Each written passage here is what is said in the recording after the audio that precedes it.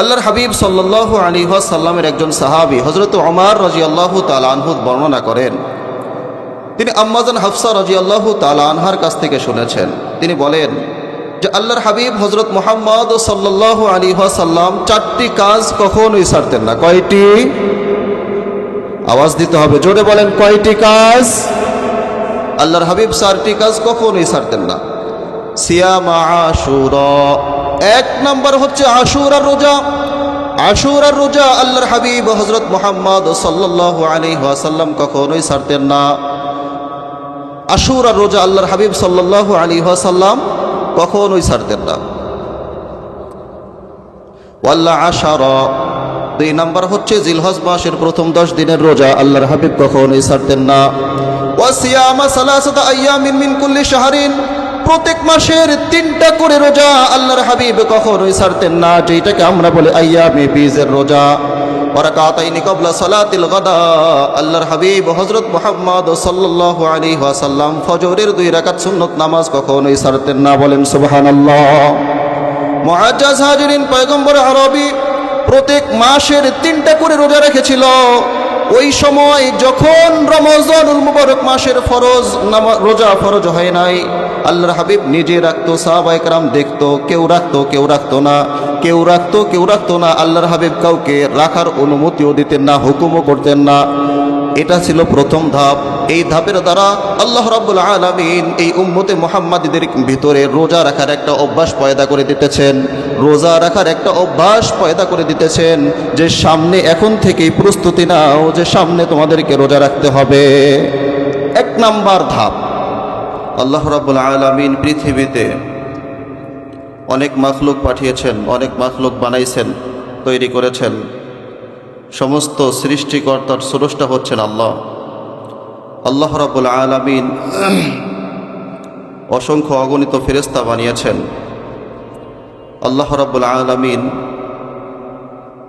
রাসূল সাল্লাল্লাহু আলাইহি ওয়াসাল্লামের অসংখ্য অগণিত সাহাবায়ে কেরাম যারা অমুসলিম ছিল তাদেরকে হেদায়েতের নূর দিয়েছেন।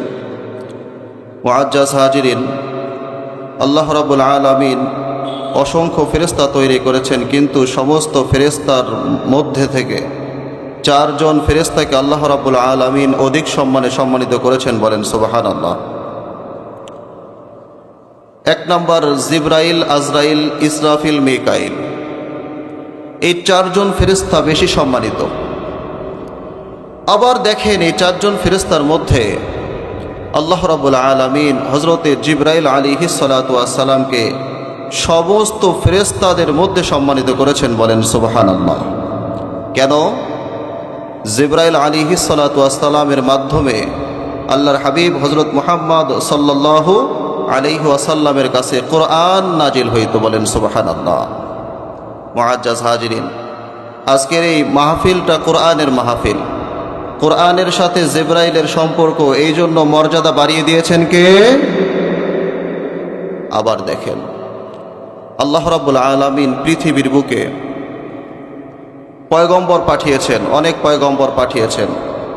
সমস্ত পয়গম্বরের মধ্যে 4 জন পয়গম্বরকে আল্লাহ রাব্বুল আলামিন অধিক সম্মানে সম্মানিত করেছেন। মুসা, ইব্রাহিম, ঈসা, মুহাম্মদ সাল্লাল্লাহু আলাইহি ওয়াসাল্লাম। কিন্তু আবার এই 4 জন পয়গম্বরের মধ্যে আমাদের নবী, আপনার নবী হযরত মুহাম্মদ সাল্লাল্লাহু আলাইহি ওয়াসাল্লামকে আল্লাহ তাআলা অধিক সম্মানে সম্মানিত করেছেন। বলেন সুবহানাল্লাহ। কেন? আমাদের পয়গম্বরের উপরে এই কোরআন নামক মহাগ্রন্থটা নাজিল করা হয়েছে। বলেন সুবহানাল্লাহ। আবার দেখেন, আল্লাহ রাব্বুল আলামিন পৃথিবীর বুকে নির্ধারিত 12টা মাস দিয়েছেন। কয়টা? 12টা মাস দিয়েছেন। এই 12 মাসের মধ্যে আবার 4টা মাসকে সম্মানিত করেছেন। এই 4টা মাসের মধ্যে আবার সবচেয়ে বেশি সম্মানিত করেছেন রমজানুল মুবারক মাসকে। সুবহানাল্লাহ বলবেন না? জোরে বলতে হবে, আওয়াজ দিতে হবে। আবার এই কোরআন যে মাসে নাজিল হয়েছে, ওই মাসের মর্যাদাও বাড়িয়ে দিয়েছেন কে? আবার দেখেন, পয়গম্বর সাল্লাল্লাহু আলাইহি ওয়াসাল্লামের অসংখ্য সাহাবী, এই সাহাবীদের মধ্য থেকে আল্লাহ রাব্বুল আলামিন 4 জন সাহাবীকে বেশি সম্মানিত করেছেন। এই 4 জন সম্মানিত সাহাবীর মধ্য থেকে আল্লাহ রাব্বুল আলামিন হজরতে ওমর, হজরতে আবু বকর রাদিয়াল্লাহু তাআলা আনহুকে অধিক সম্মানিত করেছেন, বলেন সুবহানাল্লাহ। কেননা আবু বকর রাদিয়াল্লাহু তাআলা আনহু রকিকুল কলব, যেনাকে বলা হয় নরম দিলওয়ালা, তিনি দিন রাত কুরআনুল কারীম তেলাওয়াতে মগ্ন থাকতেন, কোরআনের সাথে আটার মতো লেগে থাকতেন, রসুলের সাথে সব সময় লেগে থাকতেন, কোরআন অনুযায়ী চলতেন। এই জন্য আল্লাহ তাআলা ওই সাহাবীর হজরতে আবু বকর রাদিয়াল্লাহু তাআলা আনহুর মর্যাদা বাড়িয়ে দিয়েছেন কে?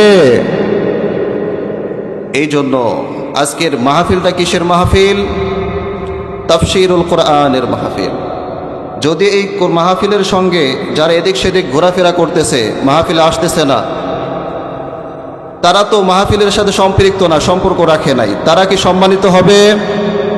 যারা এখানে বসছে, এই কোরআনের সাথে সম্পর্ক থাকার কারণে সবার মর্যাদা বাড়িয়ে দিবেন কে? মুআজ্জাজ হাজিরিন, যেই মাসে কোরআন নাজিল হয়েছে সেই মাস আর আমাদের থেকে বেশি দূরে নাই, এই মাত্র মাঝখানে একটা দিন। আল্লাহ রাব্বুল আলামিন ওই মাসে, রমজানুল মুবারক মাসের 30টা রোজাকে ফরজ করেছেন। কিভাবে জানেন? সংক্ষিপ্তভাবে বলবো, লম্বা চৌড়া আলোচনা করার সময় নাই, সংক্ষিপ্ত আলোচনা মনোযোগ সহকারে শুনবেন। ইসলামের শুরুর জামানায় রমজানুল মুবারক মাসের রোজা এই উম্মতের উপর ফরজ ছিল না। আল্লাহর হাবিব হজরত মুহাম্মদ সাল্লাল্লাহু আলাইহি ওয়াসাল্লাম হজরতে ওমর রাদিয়াল্লাহু তাআলা আনহু থেকে বর্ণিত, ইবনে মাজাহ নাসাই শরীফের 2415 2416 নম্বর হাদিস। وعن عمر رضي الله تعالى عنه قال حفصة رضي الله تعالى عنها أربع لم يكن يدعهن النبي صلى الله عليه وسلم صيام عاشوراء العشرة وصيام 3 أيام من كل شهر وركعتين قبل صلاة الغداء أو كما قال عليه الصلاة والسلام। আল্লাহর হাবিব সাল্লাল্লাহু আলাইহি ওয়াসাল্লামের একজন সাহাবী হযরত ওমর রাদিয়াল্লাহু তাআলা আনহু বর্ণনা করেন, তিনি আম্মাজান হাফসা রাদিয়াল্লাহু তাআলা আনহার কাছ থেকে শুনেছেন। তিনি বলেন যে আল্লাহর হাবিব হযরত মুহাম্মদ সাল্লাল্লাহু আলাইহি ওয়াসাল্লাম 4টি কাজ কখনোই ছাড়তেন না। কয়টি? আওয়াজ দিতে হবে, জোরে বলেন, কয়টি কাজ? আল্লাহর হাবিব 4টি কাজ কখনোই ছাড়তেন না। সিয়াম আশুরা, 1 নম্বর হচ্ছে আশুরার রোজা। আশুরার রোজা আল্লাহর হাবিব হযরত মুহাম্মদ সাল্লাল্লাহু আলাইহি ওয়াসাল্লাম কখনোই ছাড়তেন না। আশুরার রোজা আল্লাহর হাবিব সাল্লাল্লাহু আলাইহি ওয়াসাল্লাম কখনোই ছাড়তেন না। ওয়াল্লা আশারা, 2 নম্বর হচ্ছে জিলহজ মাসের প্রথম 10 দিনের রোজা আল্লাহর হাবিব কখনোই ছাড়তেন না। ওয়াসিয়ামা 3 আইয়ামিন মিন কুল্লি শাহরিন, প্রত্যেক মাসের 3টা করে রোজা আল্লাহর হাবিব কখনোই ছাড়তেন না, যেটাকে আমরা বলি আইয়ামে বীজের রোজা। ওয়ারাকাতাইনি ক্বাবলা সালাতিল গাদা, আল্লাহর হাবিব হযরত মুহাম্মদ সাল্লাল্লাহু আলাইহি ওয়াসাল্লাম ফজরের 2 রাকাত সুন্নত নামাজ কখনোই ছাড়তেন না, বলেন সুবহানাল্লাহ। মুআজ্জাজ হাজিরিন, পয়গম্বর আরবি প্রত্যেক মাসের 3টা করে রোজা রেখেছিল। ওই সময় যখন রমজানুল মুবারক মাসের রোজা ফরজ হয় নাই, আল্লাহর হাবিব নিজে রাখতো, সাহাবায়ে কেরাম দেখতো, কেউ রাখতো কেউ রাখতো না, কেউ রাখতো কেউ রাখতো না। আল্লাহর হাবিব কাউকে রাখার অনুমতিও দিতেন না, হুকুমও করতেন না। এটা ছিল প্রথম ধাপ। এই ধাপের দ্বারা আল্লাহ রাব্বুল আলামিন এই উম্মতে মুহাম্মাদীদের ভিতরে রোজা রাখার একটা অভ্যাস পয়দা করে দিতেছেন, রোজা রাখার একটা অভ্যাস পয়দা করে দিতেছেন, যে সামনে এখন থেকেই প্রস্তুতি নাও, যে সামনে তোমাদেরকে রোজা রাখতে হবে। 1 নাম্বার ধাপ। 4টা ধাপে রমজানুল মুবারক মাসের রোজা আল্লাহ ফরজ করেছেন। 1 নাম্বার ধাপ, আল্লাহর হাবিব আইয়ামে বীজের রোজা রাখতেন। এটা দেখে কিছু সাহাবী রাখতো, কিছু রাখতো না। 2 নাম্বার ধাপ, কদিবান নবী সাল্লাল্লাহু আলাইহি ওয়াসাল্লাম আল মদিনা, আল্লাহর হাবিব হযরত মুহাম্মদ সাল্লাল্লাহু আলাইহি ওয়াসাল্লাম মদিনায় আগমন করলেন। রাআল ইয়াহুদা তাসুমু আশুরা, আল্লাহর হাবিব হযরত মুহাম্মদ সাল্লাল্লাহু আলাইহি ওয়াসাল্লাম দেখলেন যে মদিনার ইহুদিরা আশুরার রোজা রাখে। আল্লাহর হাবিব জিজ্ঞাসা করলেন, মা হাজা, এটা তোমরা রোজা কেন রাখো? ক্বালু নাজাল্লাহু বানি ইসরাঈল মিন আদুবিহিম, আল্লাহর হাবিব ইহুদিদেরকে জিজ্ঞাসা করে, তোমরা এই রোজাটা কেন রাখো? ইহুদিরা উত্তরে বলে যে এই দিনে বনি ইসরায়েলকে শত্রুদের হাত থেকে আল্লাহ তাআলা মুক্তি দিয়েছেন, অর্থাৎ মূসা আলাইহিস সালাতু ওয়াস সালামকে আল্লাহ তাআলা শত্রুদের হাত থেকে মুক্ত করেছেন।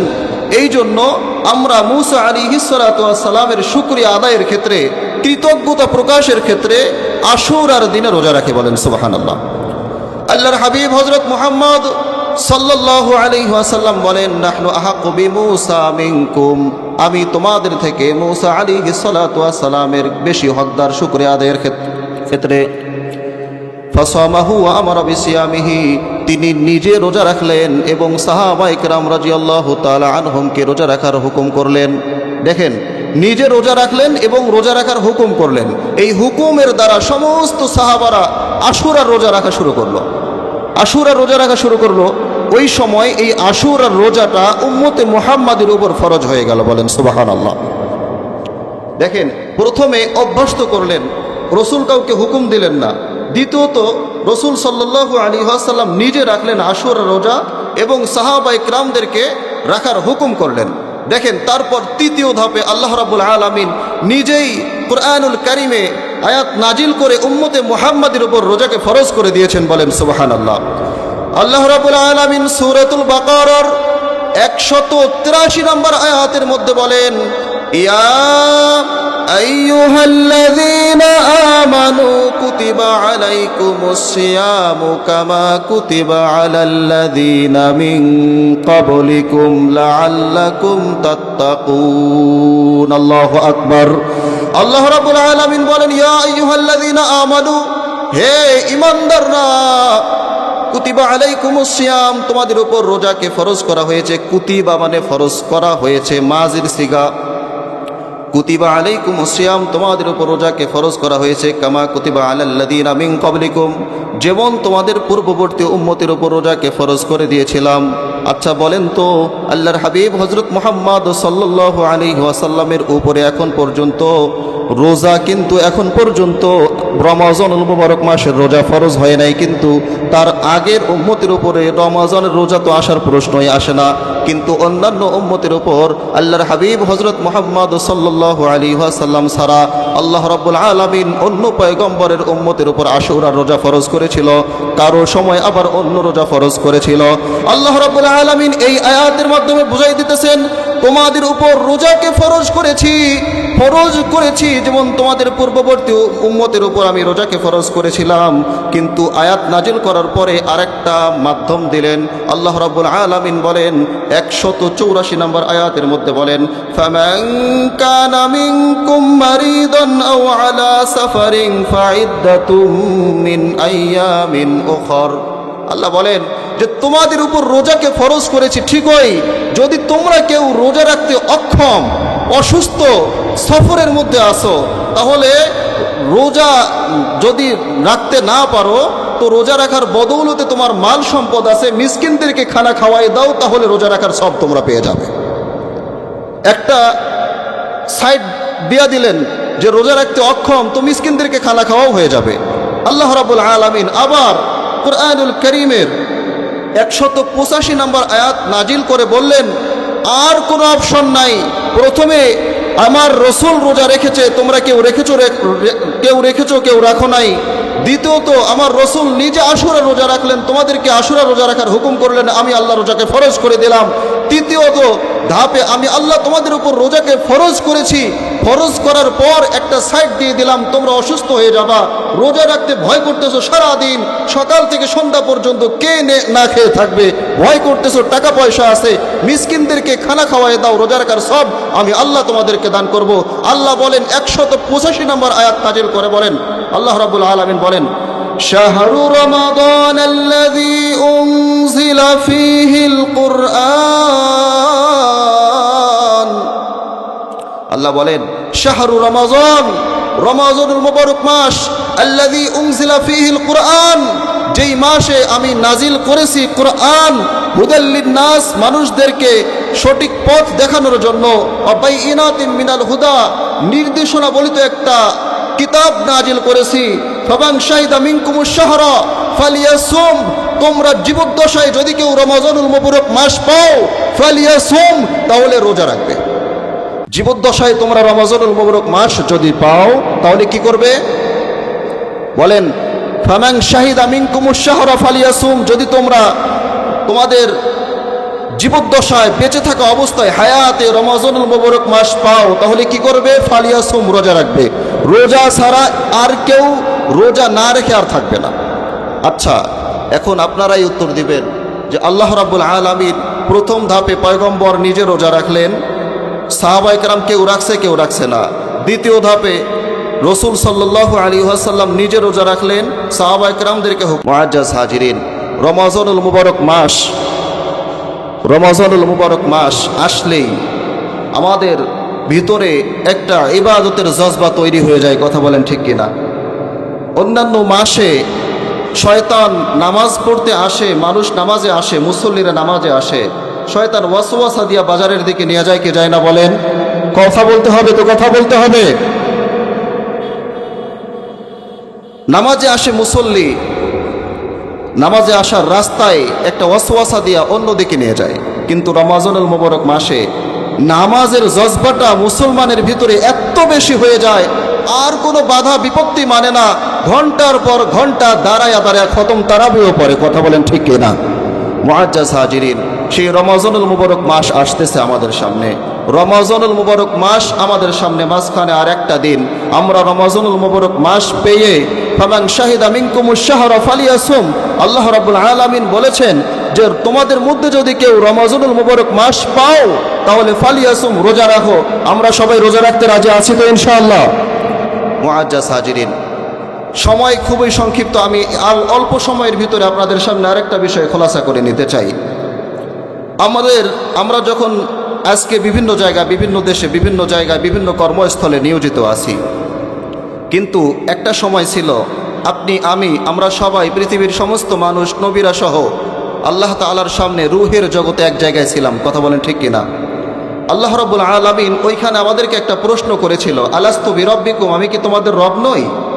আমরা বলেছিলাম ক্বালু বালা শাহিদনা, হ্যাঁ আল্লাহ আপনি আমাদের রব, আমরা সাক্ষ্য দিতেছি আপনি আমাদের রব। আমরা বলেছি এই রব যে আমরা আল্লাহ তাআলাকে স্বীকৃতি দিয়েছি, এর মানে কি জানেন?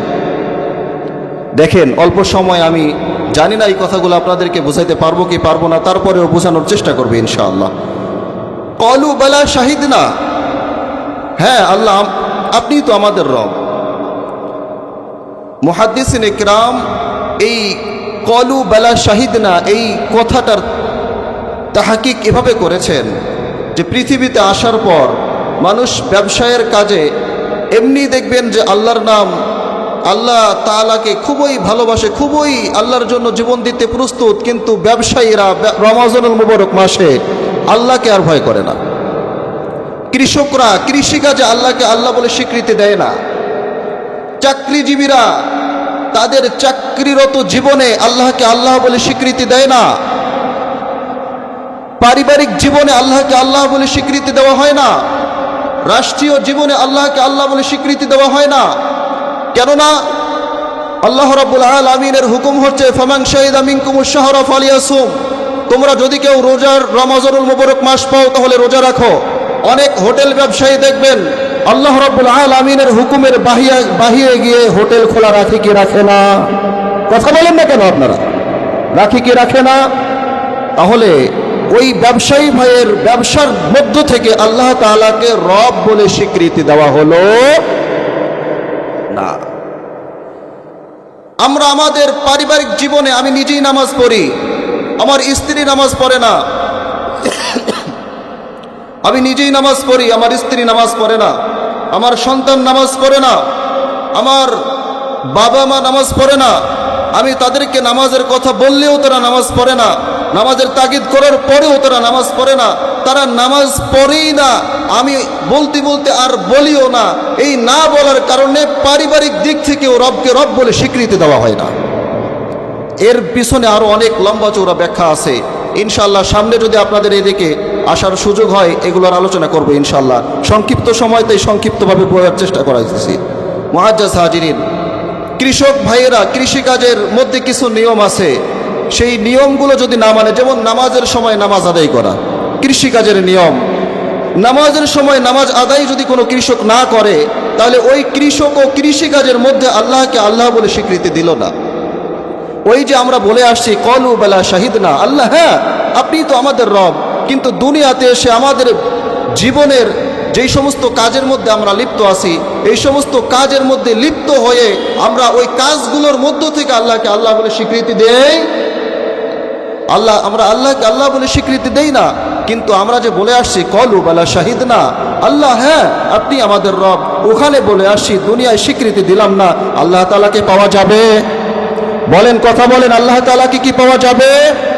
এই জন্য সব দিক থেকেই আল্লাহ তাআলাকে রব বলে স্বীকৃতি দেওয়ার দরকার আছে না নাই? সবাই বলেন আছে না নাই? মুসলমান বন্ধুরা রে আমার, আল্লাহ তাআলাকে সব দিক থেকে রব বলে স্বীকৃতি দিতে হবে। বৈবাহিক জীবনেও আল্লাহ তাআলাকে রব বলে স্বীকৃতি দিতে হবে, ব্যবসায়িক জীবনেও আল্লাহ তাআলাকে রব বলে স্বীকৃতি দিতে হবে, পারিবারিক জীবনেও আল্লাহ তাআলাকে রব বলে স্বীকৃতি দিতে হবে, এমনকি পার্লামেন্টের জীবনেও আল্লাহ তাআলাকে রব বলে স্বীকৃতি দিতে হবে, রাজনৈতিক দিক থেকেও আল্লাহ তাআলাকে রব বলে স্বীকৃতি দিতে হবে। আমি যদি পারিবারিক দিক থেকে রবকে রব বলে স্বীকৃতি দেই, তাহলে অন্যান্য দিকে যদি রবকে রব বলে স্বীকৃতি না দেই, তাহলেও আল্লাহকে পাওয়া যাবে না। আমি যদি ব্যবসায়িক দিক থেকে আল্লাহকে রব বলে স্বীকৃতি দেই, আর অন্যান্য কোনো দিক থেকে যদি রবকে রব বলে স্বীকৃতি না দেই, তাহলেও রবকে পাওয়া যাবে না। আমি যদি অন্যান্য দিক, সবগুলো দিক থেকে রবকে রব বলে স্বীকৃতি দিয়ে মহান মালিকের একনিষ্ঠভাবে ইবাদতের মধ্যে মগ্ন হয়ে যাই, তাহলেই আল্লাহ তাআলাকে পাওয়া যাবে। কথা বলেন ঠিক কিনা? মুআজ্জাজ হাজিরিন, কুরআনুল কারীমের মধ্যে আল্লাহ রাব্বুল আলামিন বলেছেন উসজুদ ওয়াকতারিব, তোমরা সিজদা করো, আমি আল্লাহর নিকটবর্তী হয়ে যাবা।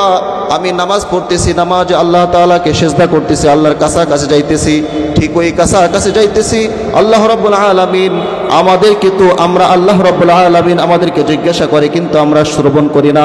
কিয়ামতের দিন ওই কথাগুলো আপনার সামনে আমার সামনে খোলাসা করা হবে। আল্লাহ রাব্বুল আলামিন নিয়মিত আমাদেরকে বলতে থাকে, বান্দা তোমার সব দিক থেকে, তোমার জীবনের দিক থেকে আমাকে রব বলে স্বীকৃতি দাও। তুমি তো সিজদা করতেছো, আমার নিকটবর্তী হয়ে যাইতেছো, কিন্তু তোমার স্ত্রী সিজদা করে না। তুমি পারিবারিক দিক থেকে আমাকে রব বলে স্বীকৃতি দিতেছো না।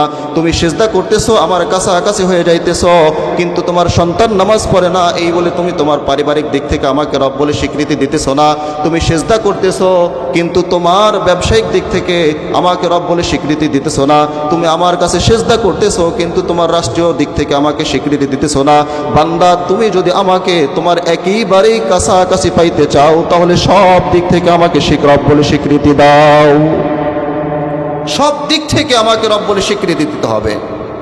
মুআজ্জাজ হাজিরিন, পয়গম্বর আরবি হযরত মুহাম্মদ সাল্লাল্লাহু আলাইহি ওয়াসাল্লামের যেই জীবন ছিল, যতটুকু হায়াতে তিনি পৃথিবীতে ছিলেন, পূর্ণাঙ্গ হায়াতটুকু ছিল কুরআনুল কারীমের তাফসীর।